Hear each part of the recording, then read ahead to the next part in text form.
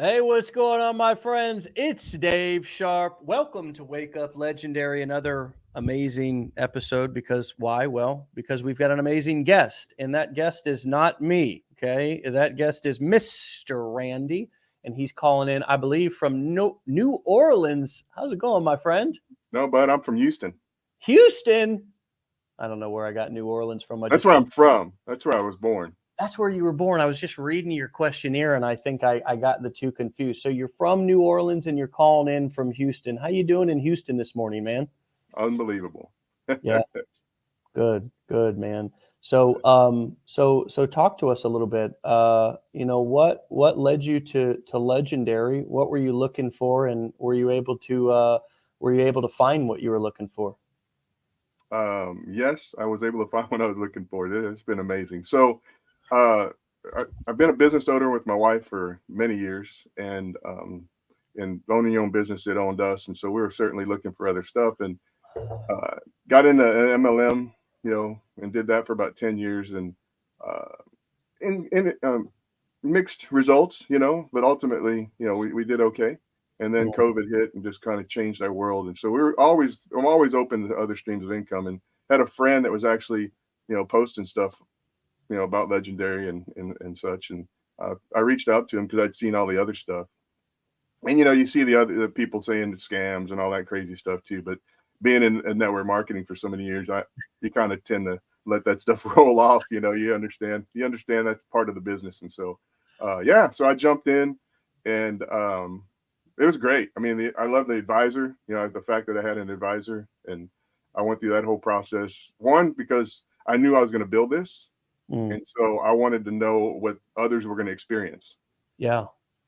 Yeah, man, that makes a lot of sense. And I've of course got an MLM background as well, back in the day when I was just getting out of drug treatment. And I had some lady come up to me named Karina, I'll never forget. And we were working in a telemarketing business that they took a lot of us from this treatment center, right? This was back in 2004 and 2005. And this lady, she was a pretty good producer. She came up to me one day and she said, I've been keeping an eye on you, David, and I just wonder, do you keep your business options open? Well, we've all said that before, haven't we? I think she even threw in it, you seem like a sharp guy. And I'm thinking, girl, my last name is Sharpe. I'm glad somebody finally noticed, Right. So, yeah, man, I've heard all the different lines that people say in reaction. But since you do have an MLM background, what do you see as the difference in what we're doing, what we're teaching here in terms of the core four business models? Of course, many people get started with affiliate marketing. How would you describe the difference for somebody who does not quite know between what we're doing and teaching in MLM? All the business stuff is there, but probably the biggest difference is being on my own, and it's my efforts, and I'm not having to create those cold calls. I'm not having to have those vague conversations that so many people in network marketing just don't want to do, and even it's uncomfortable. Hey Dave, what are you doing tonight? Well, what is it? That whole conversation, and I love the fact that now I'm posting, and when people reach out to me, I can spill the tea. There's no gatekeeping. It's like, here it is. Here's what I do. Here's how I found out about it. The community has been great. That's the other part of it too. I spent so much money on training in network marketing, and the value here and the community, right? When you join a network marketing business, you feel like you got an upline and support and all that stuff. This support blows that away, because there's no cross line, there's no competition. We're all here to help each other, and all the different Facebook groups that you're a part of, totally just unsolicited. I say unsolicited, unfiltered help, and that's a totally different environment. Whereas before, it's just it's a lot of gatekeeping, it's a lot of privacy, it's a lot of, I'm not telling you what's successful for me because I don't want it, that whole deal. Uh-oh, I just lost you. No, that was my fault. I muted myself out because I was sniffing and sneezing and all that over here. I have that exact experience. I have so much of it with the gatekeeping and the privacy and the secret keeping and also the competition. You know, I realize that when you really become successful and get around successful people, there is Yeah. competition. There's only collaboration, and that was a big shift for me. What's coming up for you? Yeah, that's totally the shift. Yeah, Totally shift. Winners want to help winners. yeah, And that and just seeing the answers and the responses when people put out just the simplest stuff. They don't shame you. They don't, they're mhm, not like, oh, you're an idiot, right? It's, they don't make you feel stupid for asking a simple question. yeah, Or and before in network marketing, you kind of felt like, well, really? Why would you ask? Just what I'm saying. right. It was Well, yeah, yeah, and then the highly successful people in network marketing usually have this ego, and your ego is not your amigo, but they have this ego, so they're untouched, they're unreachable, I'm better than you. absolutely, I don't have absolutely. to share. Absolutely, and yeah, you're bringing me back to a lot of Yeah, the yeah. a lot of the horror that I experienced. I'll never forget. I was a part of this company. We were selling water machines, I and and you know, I this was I mean, this was 8 years ago, something like that, and I had some success in online marketing, so I actually used some of the online marketing skills and some of my online network to promote these products and build a team there. And we came to the company event, right? And we're sitting in the company event, okay, with all of the like top leaders and Yep. successful people in this like pre-event room where Mhm. everybody's in. And this dude who's like literally, and I'm not an ageist. I don't think I mean, we have people who are here 70, 75, 80, 85 years old in our community who are incredible, but this guy was like, he reminded me of just a crotchety, grumpy old man. And he was up on stage. He should have had the microphone taken from him years ago. And he puts our Facebook group and our website, team website, and all that up on the thing and says, this is how not to do it, Oh, while wow. simultaneously now I had broken records in the company, our team had broken records, and everybody in the room wants to know what we're doing, wants to learn from us. But Right. he created this sort of don't ask them, because like trying to create this narrative. And that was the last network marketing thing that I did, not because I think network marketing's bad, not because I think network marketing gave me a foot into entrepreneurship. A Amen. guy who had no like real opportunity because of my history and how young I was when I started in entrepreneurship. But eventually I had to realize that if I wanted to build a business, I needed to build a brand. I needed to build something outside of, Hmm. this company. I needed to build Dave Sharpe Incorporated, me incorporated. And that's when I started to really take creating courses, coaching, events, and doing affiliate marketing, not by being a poster child for any company that I'm an affiliate for, not by going out there. And we even teach this here in Legendary. You don't need to go out if you happen to be promoting us, which is not a requirement for taking our education.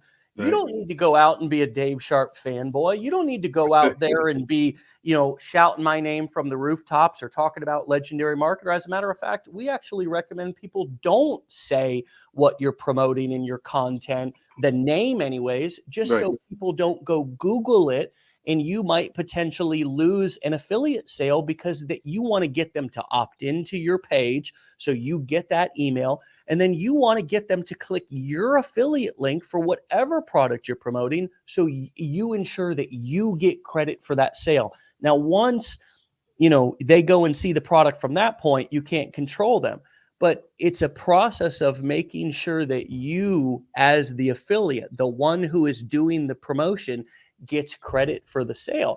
And Yeah. these are some things that I didn't particularly learn when I was in network marketing. I Right. learned a whole lot of networking. Hey, let's get old Aunt Bertha and Uncle Mike on that list and call them one more time. But I didn't learn a whole lot of marketing skills. So what's it been like for you to go through the challenge in our education? I believe you invested in the blueprints and start Yes. to like, start to go through and see how I and we and our students are using these strategies to become the hunted instead of the hunters.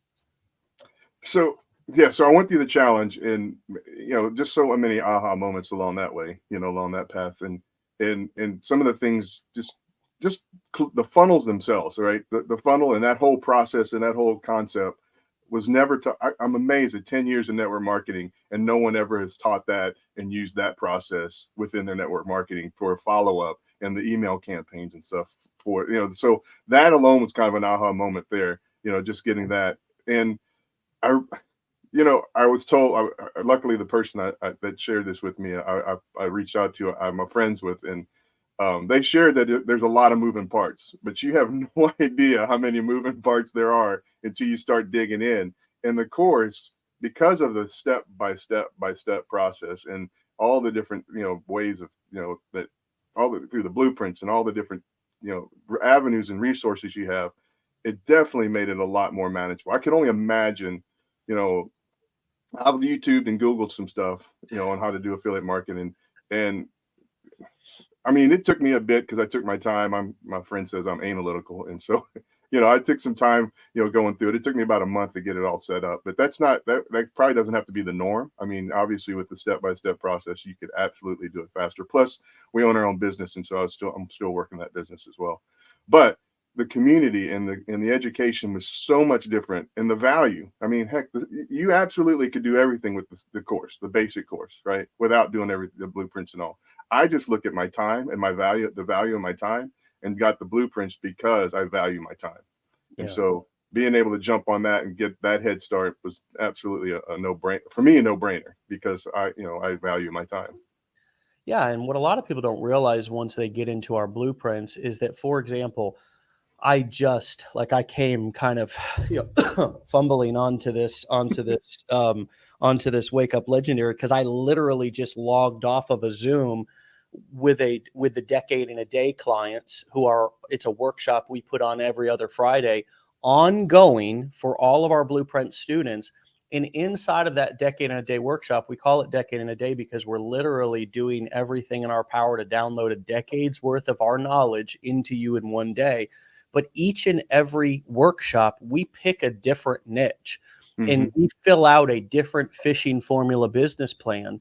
Today, it happened to be real estate. Okay. Wow. What do you mean real estate? I mean, you're saying, Dave, that I could get into real estate without flipping and without taking out mortgages and loans and high hard money loans and long-term rentals and all that. I don't have the money for that. I don't have the knowledge for that. I don't even know where to start. Okay, well, what if you could jump into the real estate niche just through affiliate marketing with Right. just a few low to no cost tools to get you set up and a little bit of knowledge of how to drive people who are maybe looking to get into real estate. You become the Uber, right? So you're looking for people who are looking to get into real estate, who may want to take that step at this point, and you're connecting them with other knowledge that can help them to get into wholesaling or get into Right. flipping or get into long-term rentals.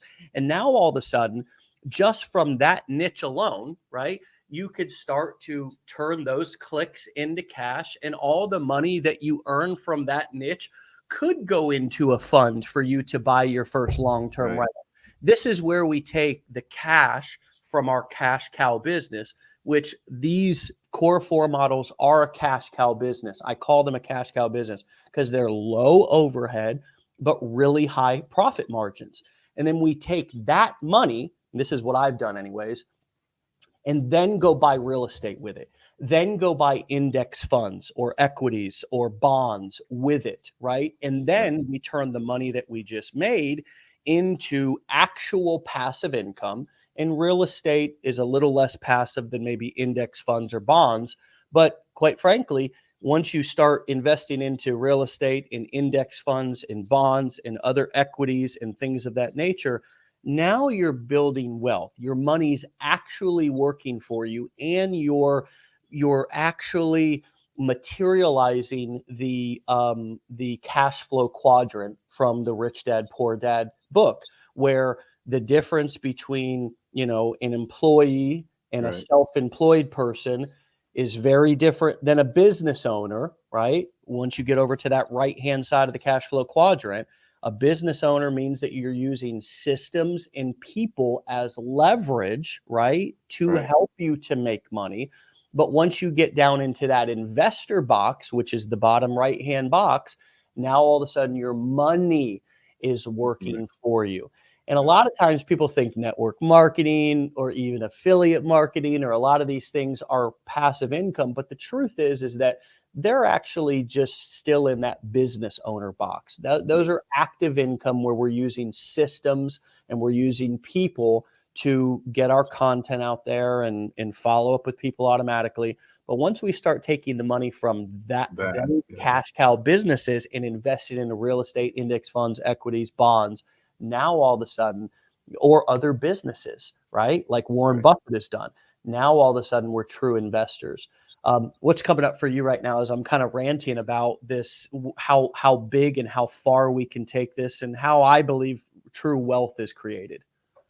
It, it's amazing that that you can't do the course justice, right? Because in a snippet of just trying to explain to somebody what the course does for somebody, that you just explained like 10 years worth of knowledge for somebody to learn. And and the course walks you through all that kind of stuff. It teaches you all that stuff. I mean, you see the videos and people are like, I learned this from the $7 course. And it just blows people's minds away that really you could learn that. Yeah. I mean, look at day one. Look at day one, how much money's being left on the table for somebody that's selling a widget, Yeah, because right. because of how it explains how you could be using the marketing and changing the marketing strategy that most people don't even realize. And I mean, that alone is worth, gold for people if they're owning a business. And it just each day after that is just builds on it. Well, you said something that struck me earlier, and that was, Randy, that you own a business that owns you. As a business owner, as somebody with lots of experience, can you describe to us what you mean by that, and what is the difference between, this business that you're talking about that you own, that may be a more physical brick and mortar, belly to belly style business Yeah. versus this sort of online model that we're teaching and using here? Yeah. So I worked in the industry of healthcare services for a long time, and got laid off 3 times. And after my third time, decided to start my own business because I knew the services, I knew how to do what I was doing. And so my wife and I, worked together building a business. But we say we own our own business, but and I say it owns me because it dictates my time. It dictates where I am, what I'm doing. And yeah, I get to schedule my time, but most of the time I'm working a lot. I'm working a lot of hours. I mean, there's times that just because I'm home doesn't mean I'm not on my computer, especially in this online world, which is what my industry, my business is. And so I say it owns me because, uh, yeah, we vacation and stuff, but it dictates when I can go on vacation. Mm. And so there is some freedom, but it's a different kind of freedom and a different kind of ball and chain, so to speak. Yeah, yeah. And there's no there that's honorable. There's nothing No, dishonorable about having a job or owning any sort of business. It's just that I think for many years we all thought that owning a business meant pretty much one thing, which was you get freedom. like well, in there was only one model, right? Is what I Right. kind of mean is that there was only like really one way to do it, and now all of a sudden we're all being exposed to all these different ways. And there are more ways to make money online than just the core four. I mean, there's drop shipping, there's Amazoning, there's flipping products on, on eBay or whatever. There's, for God's sakes, I mean, there's going Etsy, through your house, Etsy. there's Etsy, there's all these different kind of things. I mean, we specialize and focus on the core four because we believe that it's the most timeless, sustainable, safe, and risk-free with the most upside potential to all of the other business models, such as Amazon and drop shipping. We saw, and I explained this inside of the 15-day online business builder challenge, how there was a huge surge in popularity with like the drop shipping and Amazon business models until the pandemic hit and all of the supply chain shut down and all your gadgets and gizmos and teddy bears and t-shirts were sitting out on a ship out off Yeah. of the Pacific Ocean for 6 months because Yeah. the supply chain was shut down. And guess what? All of those people who placed orders for those products suddenly refunded, charged back, Yeah. complained, and those businesses went down immediately went out of business, while businesses like ours just soared because we were able to sell and deliver our product all virtually, all Yeah. digitally. The internet never shuts down, even through a pandemic. I shouldn't say never. Got a little wood here to knock on. I shouldn't say never. Right. But you know what, my friends? If the internet shut down, we got bigger problems than what business model we chose, right? Right. We all got bigger problems to worry about. Um, so, uh, so talk to us a little bit about what it was like for you to kind of come online and to like start putting yourself out there, be on camera. I mean, what was it like for the first time recording videos? Talk to us about that process for you. Well, thankfully, because my network marketing background, I was filming, I was posting, and creating content already, so that part wasn't too bad. Um, the biggest challenge is the consistency on how many times a day I needed to post. Thankfully, I started in January. Just I committed to posting every single day, so I was posting since January, every single day, at least one reel a day. But Mm, I knew that that was not going to be enough. That wasn't going to cut it. So, um, yeah, I challenged myself. As soon as I launched this, I have consistently posted 3 times a day, every single day for the last 3 months. mm, And that took some difference. I mean, it taught me some batch content and how to batch content. It taught me, how to start thinking, outside the norm of creating content, and realizing and tweaking, what my audience was, what my I guess what we call my avatar would be, who I was reaching, my audience was going to be, and yeah. so all those different things, along with creating my funnels and and the app autoresponder. So but getting on camera it hasn't ever been really a big challenge for me. I don't mind it. Okay. And so what challenges did you have? I mean, what was a struggle for you? Was it technical stuff? I mean, what did you have to push through, and when were the moments when you were like, "God, I don't know if I'm cut out for this." I mean, take us into a vulnerable moment and tell us how you got through that. So I would say the biggest is, and I see a lot of people are going to be in my boat, was when I got my first TikTok account banned. That was like, because I'm creating content, I'm creating the content, and I'm doing what I think is the right thing to do, and that'll throw, and all of a sudden my account gets, first I get 1 or 2 strikes, and then of course they ban my account. Now I'm on my third TikTok account, but that was just a wake up call for me, when I saw that, and it was a choice. It's like, okay, self doubt. Am I doing something wrong? All these different things came into my head, but then I realized I'm doing what I'm supposed to be doing. I'm doing the right things. So I immediately said, okay, I had a shift. And so what I did is I said, okay, I'm going to create 2 TikTok accounts. I'm going to create a backup, and I'm going to be prepared for this, because clearly this is just, the nature of the beast. And my content was doing fine on the other platforms. So I knew I was doing something right, but the self doubt still comes in there. I mean, it's just part of it. Yeah, yeah, and I love when this comes up because I have so much experience with this. I saw one of our amazing community members, students, somebody who also happens to be an affiliate of legendary Sarah Day Thompson, come in and talk about her PayPal account getting either frozen or Mm. whatever.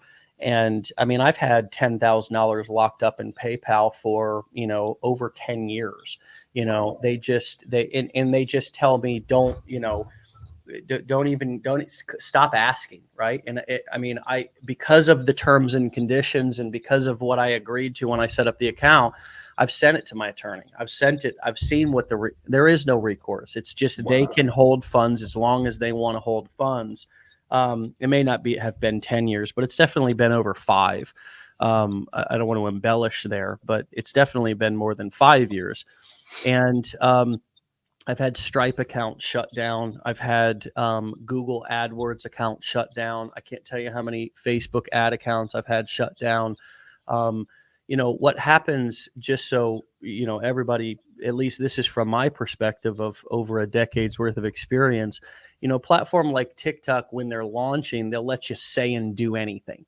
Right? Because they want you to come onto the platform. And what do? Well, us marketers and everybody else in the world comes on, and we say and we do anything and everything, and we make claims, and there's people on there that are lying and BSing and embellishing to people are on there. People are scamming, people are posing as different people and messaging people and saying, hey, send me some crypto. And it's just the wild, wild west. Well, all of a sudden, it gets a lot of attention, like it has here, from our government and from our presidents and its security threats. And do we even want this in our country? So now what do? They've got the spotlight on them, so they need to regulate, right? And that's the marketplace, the economy, I have realized, is a constant ebb and flow of regulation and then deregulation, and more regulation and deregulation. We're seeing it right now with the U.S. economy, right? Inflation went crazy. So what did they do? Regulation. They raised interest rates, which is a form of sort of coming in and regulating the market, right? Well, there'll be a time soon where they'll start to lower interest rates, deregulate all of that. It happens in a lot of different niches or a lot of different verticals of the economy, constantly, over and over and over again. You've seen it happen in the stock market. You've seen it happen in all the medical, pharmaceutical, right? There's regulation and there's deregulation. A lot of it has to do with politics, etc. And so TikTok and social media right now has had the spotlight on it over the past couple of years, right? Especially since TikTok came on the scene. They're a Chinese company. Facebook's going through privacy stuff, but Facebook's loosened up a little bit, right? With some of what they've allowed on their platform, because they're trying to gain some of that market share back. So what are they doing? They're deregulating a little bit. Companies regulate their compliance and stuff too. We even do it here at Legendary Marketer.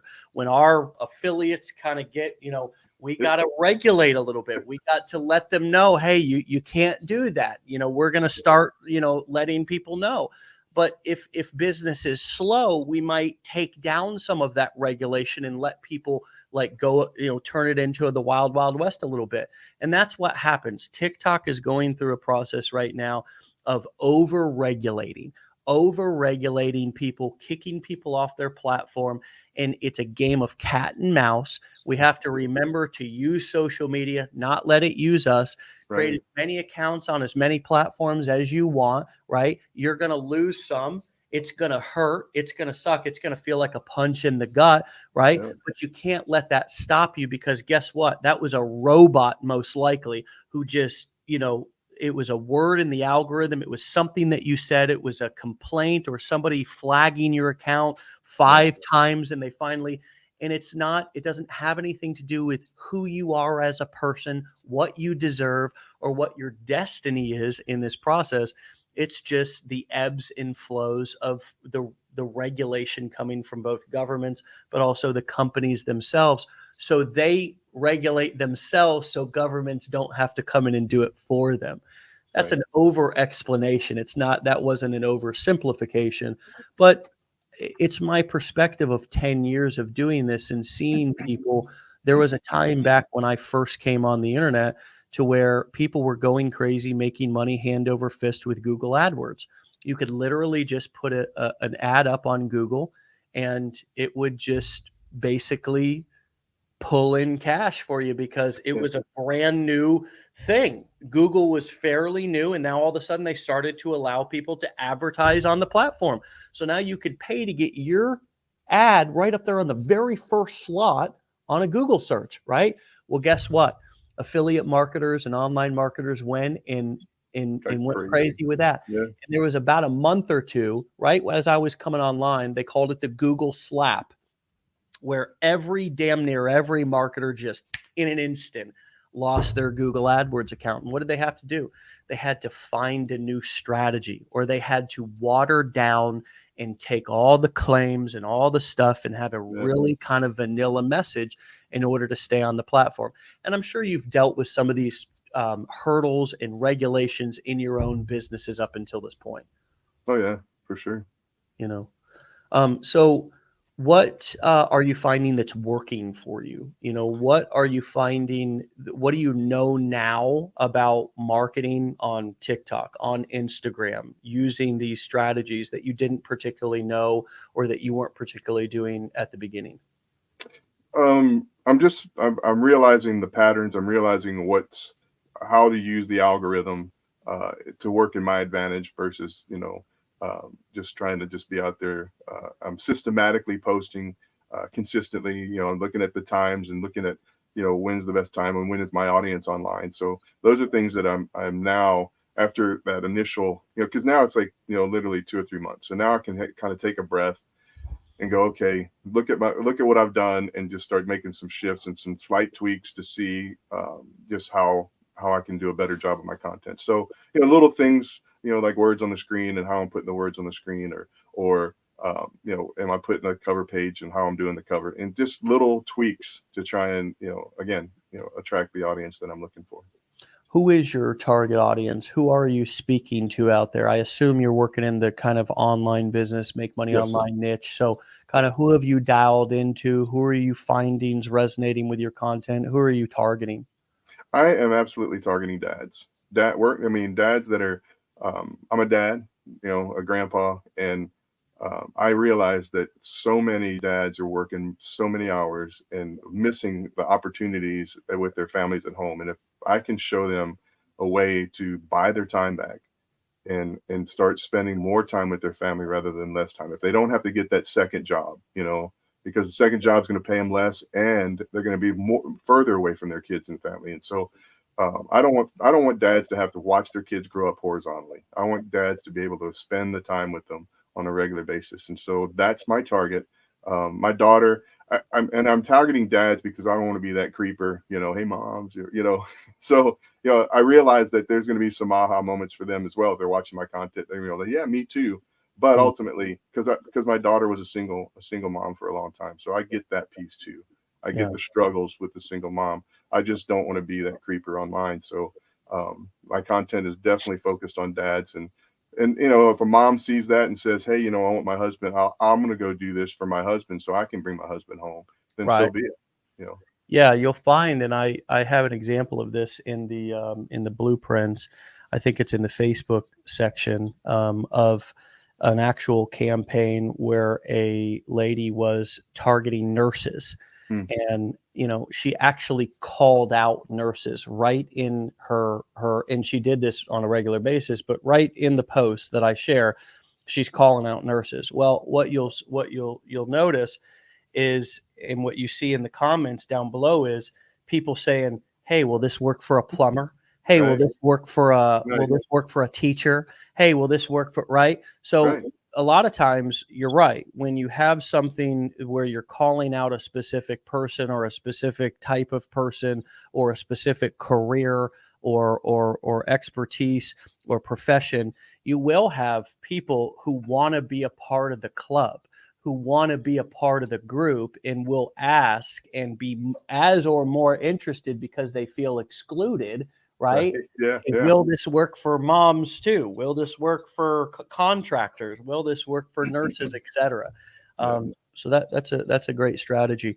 What are you finding is most resonating with those dads, those people that you're targeting? What are the things that you say? What are the types of videos or the types of pain points that you're hitting on that are getting the best response from them, or are hitting the hardest and causing reaction, causing messages, causing comments, causing leads and sales? Um, Actually, this is a great question because I just posted one this week, and it actually had a dad call me, somebody I've known for like 15 years, reached out, and it was just that. It was a comment. It was a video saying, how long are you going to be working and not and let the fear of you being on social media be more than the fear of you not seeing your kids, than the pain of you not seeing your kids on a regular basis.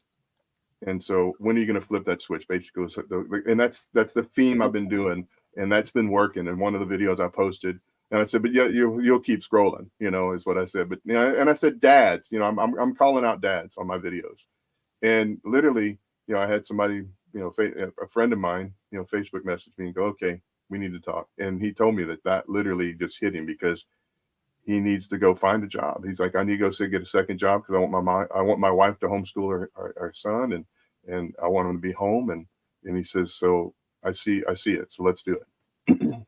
And do you think that that is what many people are struggling with, is that fear of putting themselves? Now, I asked you earlier, what was it like for you to go on camera? Yeah. I guess with your business owner background, with your network marketing background, it was a little bit easier for you to kind of put yourself out there. You've kind of been in that seat, in that chair for a while now. But are Yes. you finding that that is the main fear, or at least one of the main fears that's holding people back, is that fear of simply being on social media? Yes. Yes.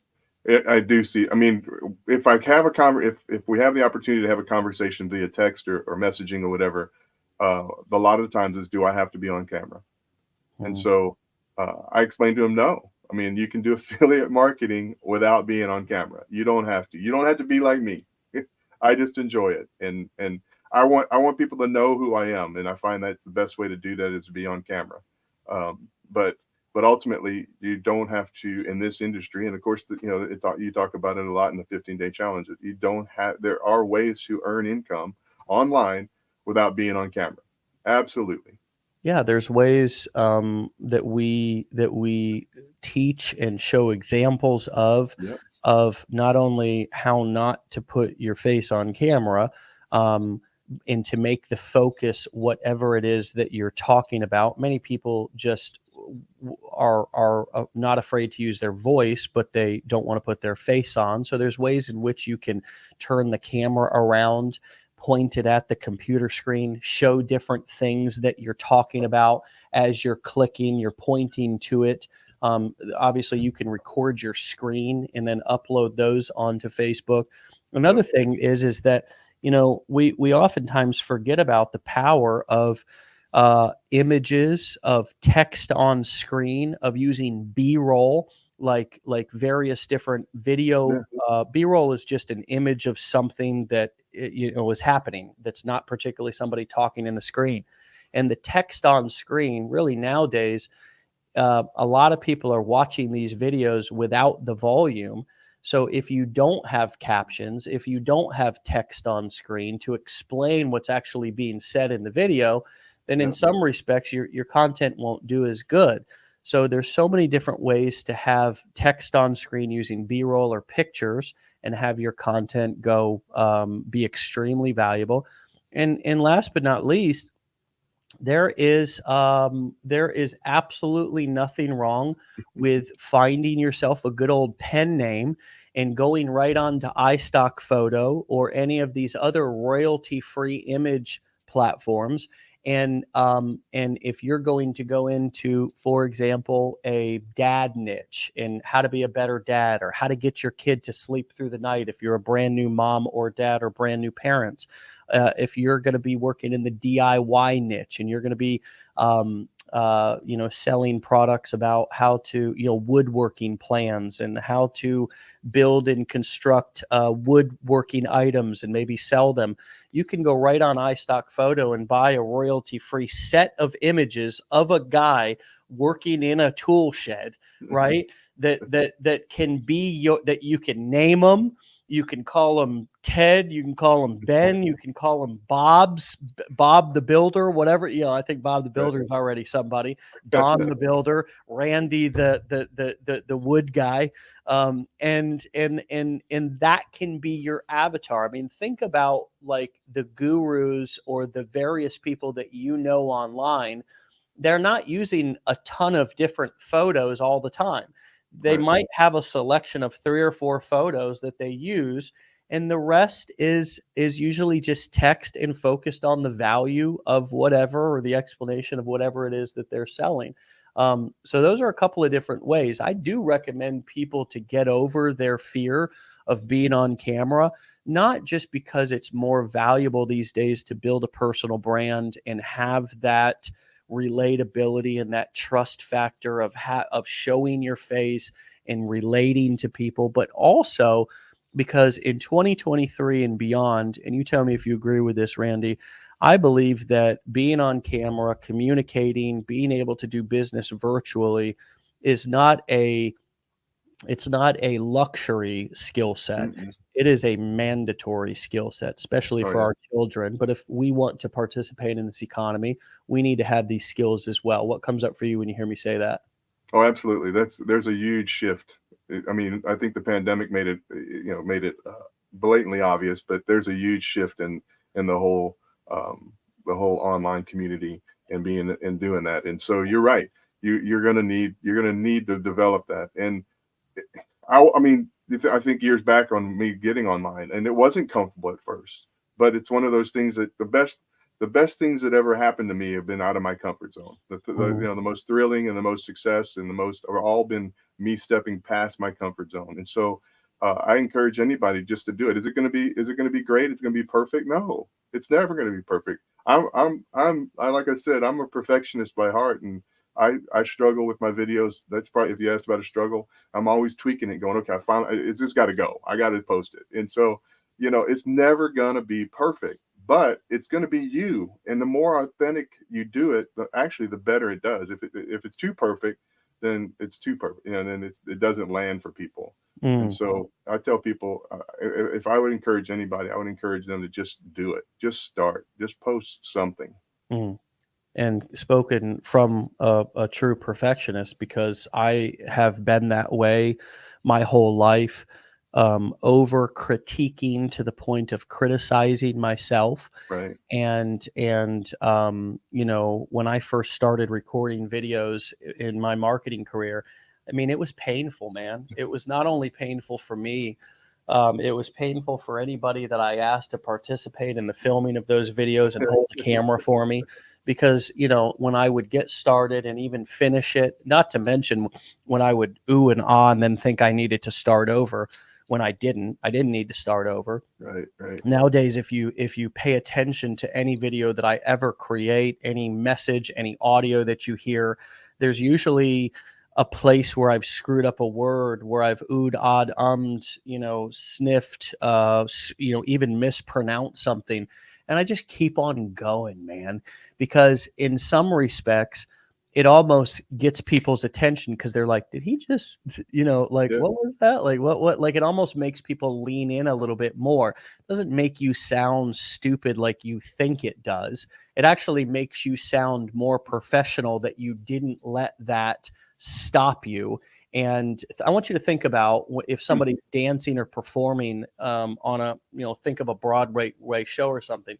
How many times do you think that some sort of a performer who's getting professionally paid doesn't nail the scene, doesn't nail the line perfectly, slips, falls? And what's the absolute, Randy, you tell me, because I would assume this is an easy answer for everybody, but what's the absolute worst thing that you can do? Oh man. I think If you just screw up in a performance in front of an audience, what's the worst thing that you can do?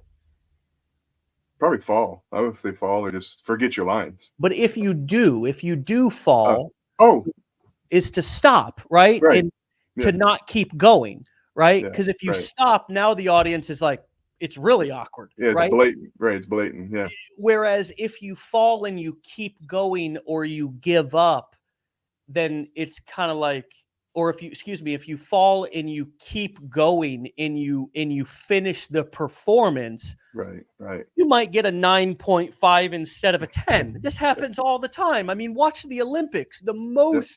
The highest elite level performers in the dadgum world. I'm doing the old off the backboard hat throw now. We watch the most elite performers in the world in the Olympics on ice skating and various different sports, and they fall and they bust their ass and they screw up and they keep going. Yep. And they finish. And sure, when they walk off, they're upset that they messed up. But you know what? That 9.5 instead of the 10 is a lot better of a score than the 1 or the 2 or the 3 they would have got if you did nothing. If they stopped and just quit. Right. And this is so true in everything that we do. So true in everything that we do. Don't give up until the miracle happens. Sometimes the miracle for you is going to be the first video that you complete in one take. That might be a miracle for some of you to build that confidence. Talk to us as we bring this in for a landing. I've got 1 or 2 more questions for you. I want to make sure I get in. Talk to us about how has this process, this community, this business at this point for you, after all of your life experience, all the things that you've done, all the confidence that you've already built, how has this added to your confidence? How has this built your self-esteem? How has this made you a better Randy and reintroduced? Yesterday on the show, somebody talked about being a fighter, realizing that, wait, I'm a fighter. I really actually am tougher than I thought I was. How has this reintroduced you to Randy in a new way? That's a great question. So I would say for me, I stopped in the past. I would have a run, and if I didn't achieve the goals or didn't achieve what I wanted to achieve, I would stop. I would, and I would have this lull, and then okay, I'd get up and get on back on the bike again and go, okay, let me try again. And that was probably the key. I was trying. With this, I'm consistent, and I see the steps. Am I where I want to be? I don't know if I'll ever, as a perfectionist, I don't know if I ever will be. I mean, because I just consistently want to continue to grow. Yeah. But it's taught me that I can be consistent, and the work I'm putting in is I have something to say, and people want to hear it, right? And so I guess I'm recognizing the wins on a consistent basis now, whereas I used to look at all the different failures. Now I'm looking at the wins each day, going, okay, yeah, that resonated with somebody. Yes, I got a response. Yes, we've got a, I've got a, I've been able to help this person. And so for me, that's been the big shift. Even through all my network, all the training I did in network marketing, I wasn't as consistent as I am with this. And I think part of it is because this is just fun. I am having a blast. And I think that comes across. If it doesn't, it should come across on my content, because it's just fun. And the fact that you can actually do this and get paid is just ridiculous. But it's just, and so that's what's driving me to be consistent, because I know I'm going to be that person. I am that person. And so I just do the work that person has to be doing. And I didn't see that for myself before, and now I do. And so it's the community. It's everything, that I've got to do. I love that, brother. So just piggybacking off of that question, and then we'll bring this bad boy in for a landing. Amazing conversation. Loved having you on this morning. And it's been nice to have, have a dude in the mix of some of this girl power that we've had all this week on the show. What advice would you give yourself that now here, that you have from this experience over these past few months? Now that you're more familiar with yourself, you've gotten a reintroduction to Randy, you've been reminded of your power in a way and your potential, and are now excited about what's possible, seeing that your message is resonating, seeing that you're delivering value to people, building more confidence, building more conviction in what you're doing. What would you tell Randy 3 months ago that he needed to hear that now? Trust the process. Yeah, trust the process. Trust what you're doing. Trust yourself. and just believe in yourself more. And I mean, and that's where that's my level of belief in myself and what I'm doing is just just quadrupled. And I think, yeah, I think so many people have, we're just the culture brings across, just self-doubt, and it's all so much negativity out there. Negative is always available. And so Yeah. I recognize that I recognize now, now that I'm 3 months into this, that that's just noise. Like losing my TikTok account, that's just noise. I mean, that's just going to happen. Kind of all the things you talked about, but those things are just noise. Stay focused on where you want to be and who I'm becoming. And yeah, and so that's it. Don't get distracted by the noise. I love the word becoming that you just used. Yeah. It's about becoming. Right. And it's not about who I've become. It's not about who I was, right? It's not we're not ever going to arrive, right? Right. There's no destination at which one day we're going to be so perfect and professional and such an expert and such, Right. that we're going to stop learning and stop growing. Growth and becoming, that's the word that I'm taking with me today.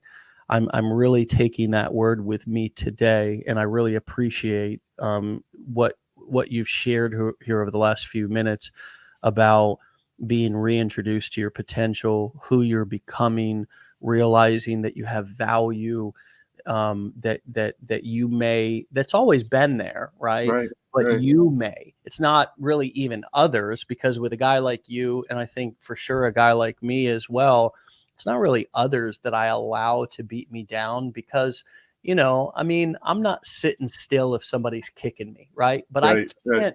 I can't get away from me kicking me, because everywhere I go, there I am, right? Yeah.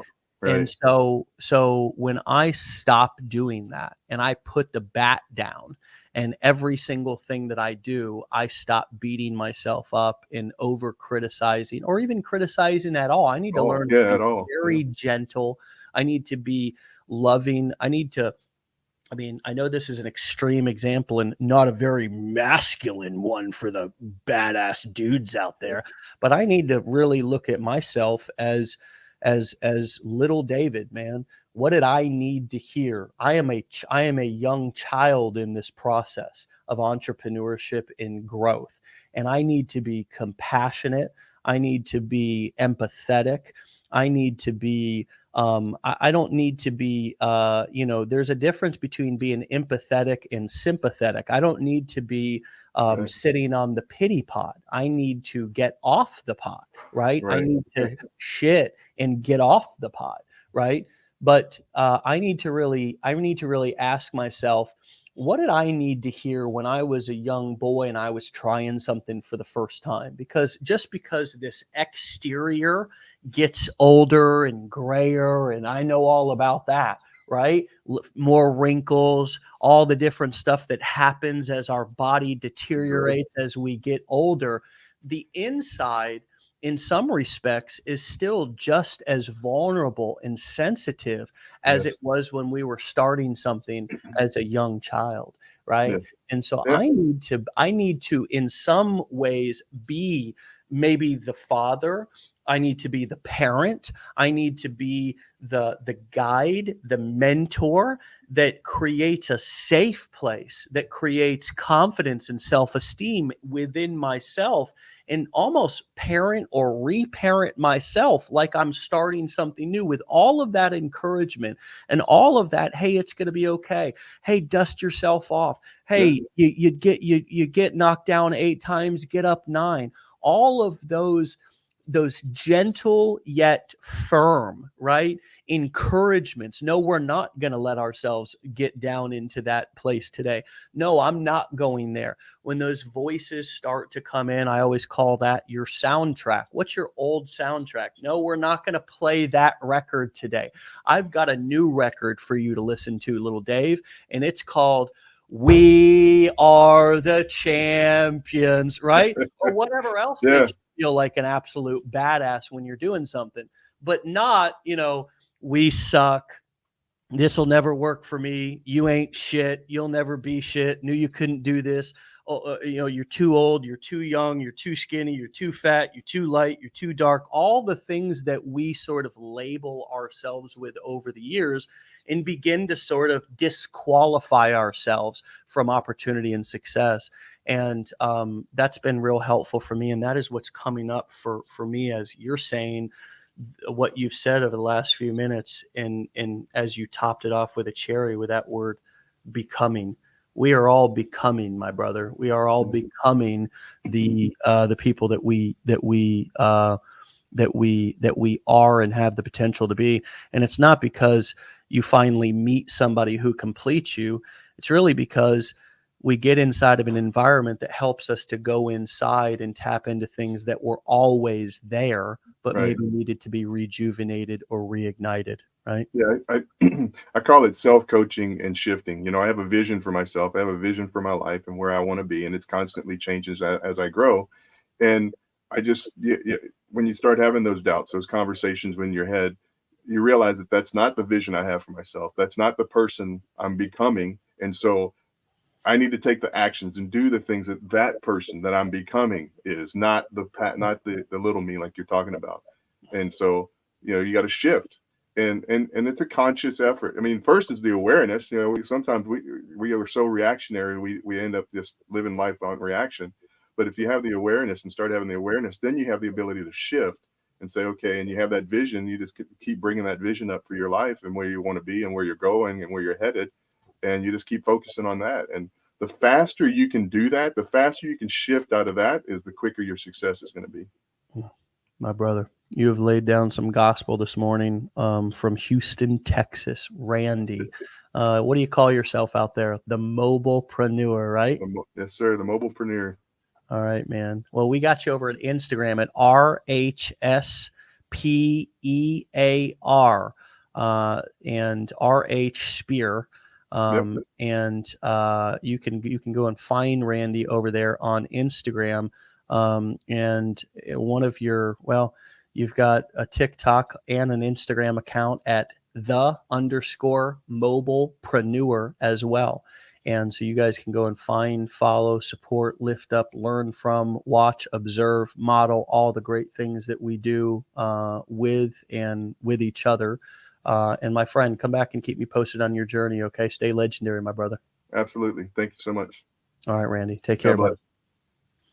All right, my friends, there you have it. Randy over at _Mobilepreneur on TikTok and Instagram. You've also got him at RH Spear out on Instagram. And my friends, there you had it. That conversation struck a unique chord with me, to dwell on and think about today, this Friday, as I bring this weekend for a landing in an incredible show, a week of shows.